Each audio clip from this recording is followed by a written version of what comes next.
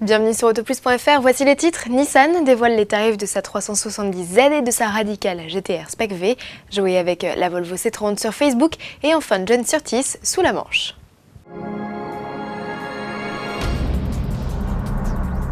En décembre dernier, la 370Z enlevait le haut, alors que la sportive découvrable arpente depuis déjà 6 mois les rues de New York et Los Angeles.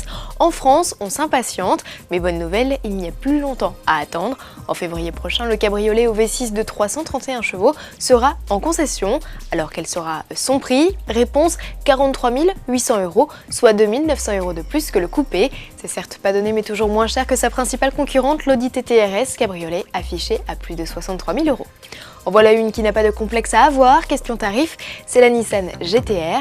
La supercar affiche un rapport prix-prestation à faire pâlir ses concurrentes. Et comme si elle n'était déjà pas assez verte, le constructeur japonais lancera en avril 2010 une déclinaison encore plus radicale, la Spec V. Mais ce monstre-là par contre n'est pas bon marché. Le ticket d'entrée est fixé à 149 000 €, soit près de 80% de plus qu'une GT-R classique. Dur à avaler, d'autant que la Nippon perd ses 2 strapontins arrière. Et pour compenser, béquet arrière, grille de calandre et écope de frein sont désormais en fibre de carbone. Et les performances du V6 de 485 chevaux devraient être encore plus hallucinantes.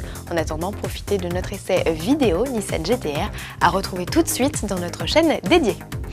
Comme Jean-Louis Moncey, vous avez un nombre incalculable d'amis sur Facebook. C'est le moment de les mettre à contribution. Volvo organise sur le célèbre réseau social un grand jeu. Votre mission et celle de vos potes, bouclez avec votre C30 virtuel un tour du monde en 80 jours. Volvo Cars offrira 15 000 € au nom de l'équipe gagnante à un projet de compensation carbone. Fin du périple le 5 février prochain, alors à vous de jouer.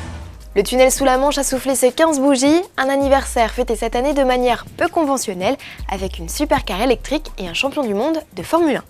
John Surtees, 75 ans, a parcouru les 50 km qui séparent la Grande-Bretagne de la France via l'itinéraire de service, un trajet qu'il a effectué au volant d'une Ginetta G50 EV à un train de sénateur.